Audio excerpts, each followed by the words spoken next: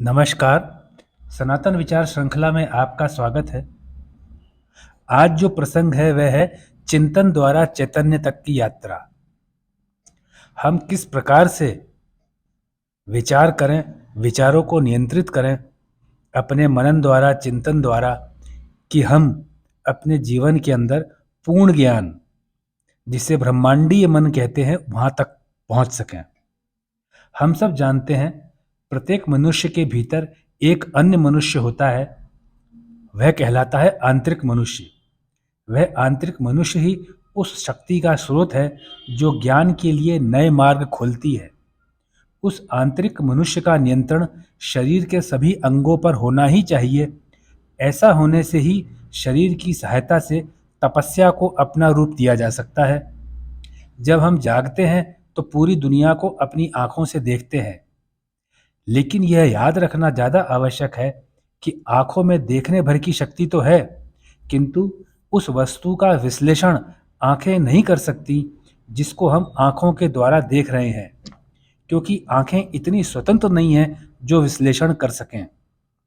इसको समझने के लिए एक उदाहरण पर्याप्त है कि जब हम नींद में होते हैं तो हमारे कान, आँख, नाक, यहाँ तक कि शरीर के किसी अंग की किसी भी बाहरी क्रिया के विपरीत प्रतिक्रिया नहीं होती।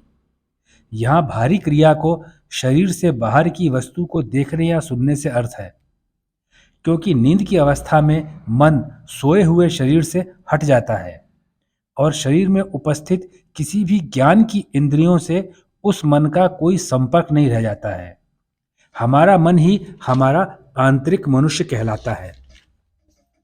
और जब हम जागृत अवस्था में होते हैं, तब हम सोए हुए नहीं होते हैं, तो यह हमारा मन शरीर में फिर से व्याप्त हो जाता है और ज्ञान की सभी इंद्रियों को फिर से सक्रिय कर देता है। इस प्रकार से हमारी सभी इंद्रियों के कार्यों का मूल्य मन के द्वारा ही है, अर्थात मन ही है जो इन सभी इंद्रियों के महत्व को बनाए रखता है।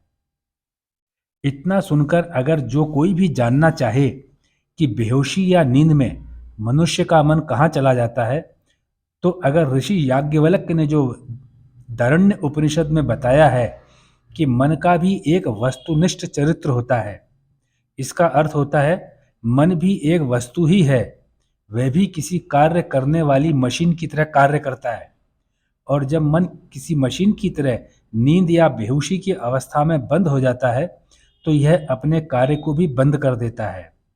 मन हमारे शरीर का हाथ, पैर, आँख, नाक, कान की तरह दिखाई देने वाला अंग नहीं है। मन एक मनोवैज्ञानिक अंग है। मन बाहरी दुनिया जो हमेशा गति में रहती है, उसके सापेक्ष में रहता है। यह भी बाहरी दुनिया के साथ चलता रहता है। इसके चलते रहने का अर्थ अपना कार्य करते रहने से है। इस मन का कार्य विचार करना है और मन विचार करता ही रहता है और मन के द्वारा किए गए विचार ही हमारे अनुभव होते हैं। यह मन ही है जो बाहरी वस्तुओं को और उन वस्तुओं पर हमारी प्रतिक्रियाओं के मूल्य के बीच की एक खाई पैदा करता है, एक अंतर पैदा करता है।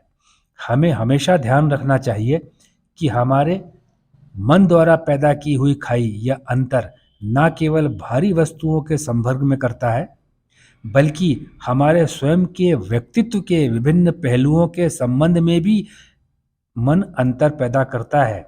और जब यह क्रम लगातार चलता रहता है, हमारा शरीर अर्थात भौतिक शरीर जो 5 स्थूल तत्वों से मिलकर बना है, जो पृथ्वी, जल, अग्नि, वायु और आकाश के नाम से जाने जाते हैं, हमारा मानसिक शरीर जिसमें इंद्रियों को समझने, महसूस करने, हमारी इच्छा शक्ति, हमारी स्मृति अर्थात हमारी याददाश्त शामिल है। इसमें लोभ, लालच, भय, विशेष प्रकार की अच्छी या गंदी भावनाएं, सामाजिक या असामाजिक कार्यों के प्रति आकर्षण और भी कई प्रकार की प्रबल संवेदनाएं भी हमारे मानसिक शरीर का हिस्सा हैं।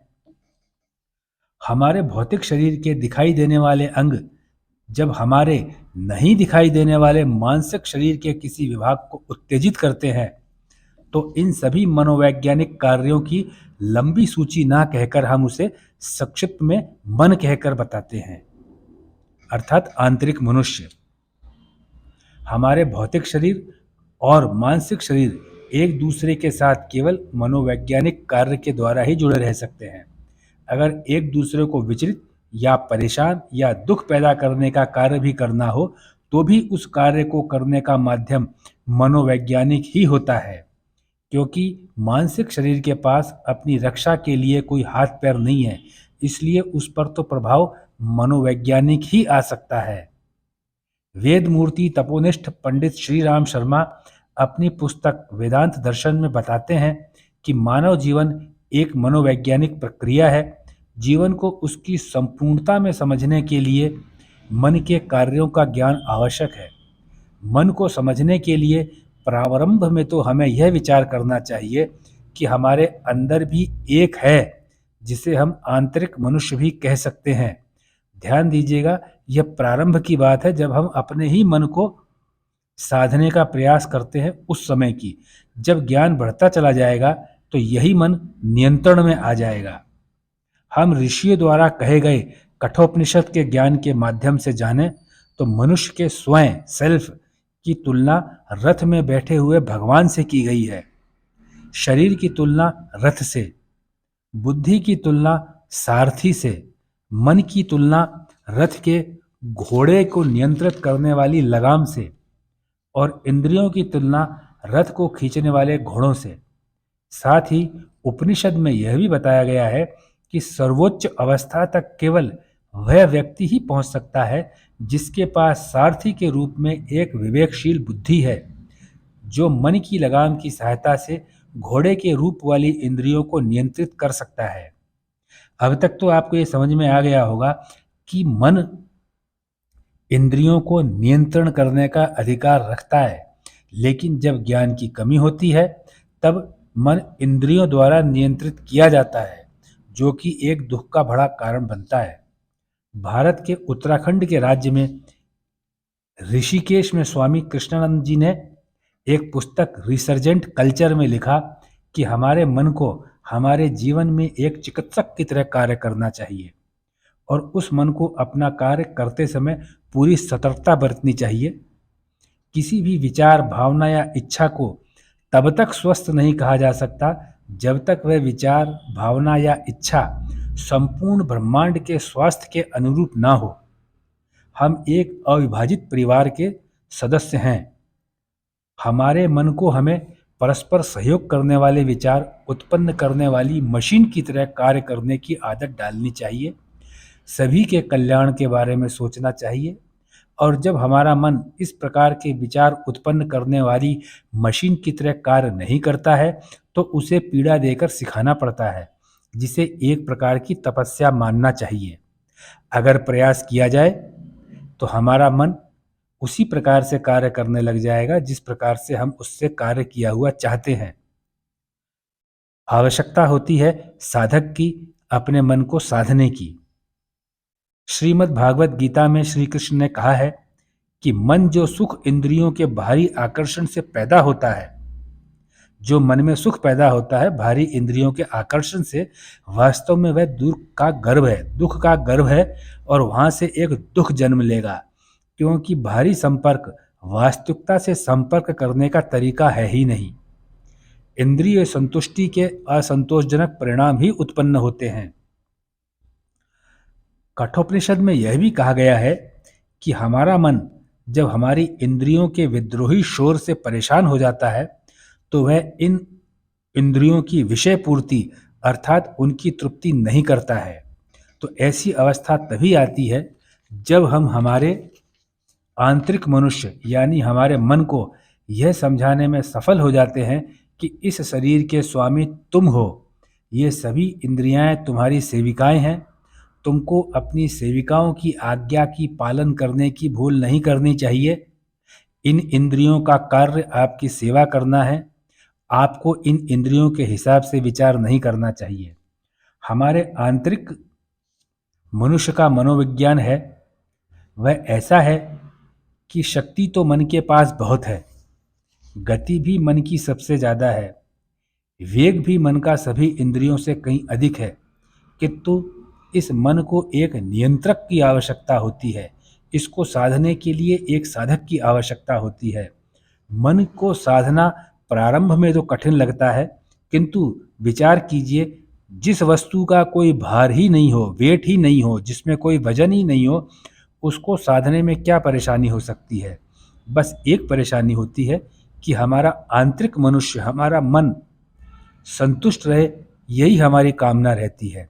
लेकिन हमें याद रखना चाहिए कि मन का उत्पादन, यानी मन जो चीज़ पैदा करता है, यानी जो विचार मन उत्पन्न करता है, वह विचार इंद्रियों द्वारा नियंत्रित नहीं होने चाहिए, बल्कि इंद्रियों को मन के नियंत्रण में होना चाहिए, या हमें इसका प्रयास करते रहना चाहिए। अंतिम चरण सफलता का ही होगा। गति में अंतिम चरण शायद न आए, लेकिन गंतव्य के नज़दीक जरूर पहुंचा जा सकता है। इस प्रकार उपनिषदों में, गीता में भी, और महान विचारक जो भारत में पैदा हुए हैं, उन लोगों ने भी इस चीज़ को बताया है कि इंद्रियों को मन के नियंत्रण में ही होना चाहिए। मन अपना एक आंतरिक मनुष्य है, इसको हम जितना ज़्यादा नियंत्रण में रखेंगे उतने सुंदर विचार आएंगे, और सुंदर विचार ही व्यक्तित्व का आधार बनाएंगे। जो आज का प्रसंग लिया गया, वह लिया गया आंतरिक मनुष्य की मनोविज्ञान। यह मनोवैज्ञानिक अवधारणा है कि आपको प्राप्त करने की लालसा जीवन भर रहेगी, लेकिन सबसे ज़्यादा प्राप्त तभी किया जा सकता है जब मन को अपने नियंत्रण में रखा जाए। आप उपभोग उपयोग भी तभी कर पाएंगे जब आपका मन आपके नियंत्रण में होगा, अन्यथा ये हानि से ज़्यादा और कुछ होने वाला नहीं है। इस प्रकार के आज का जो आपने समय दिया वीडियो को सुनने के लिए, मैं आपका बहुत बहुत धन्यवाद देता हूँ।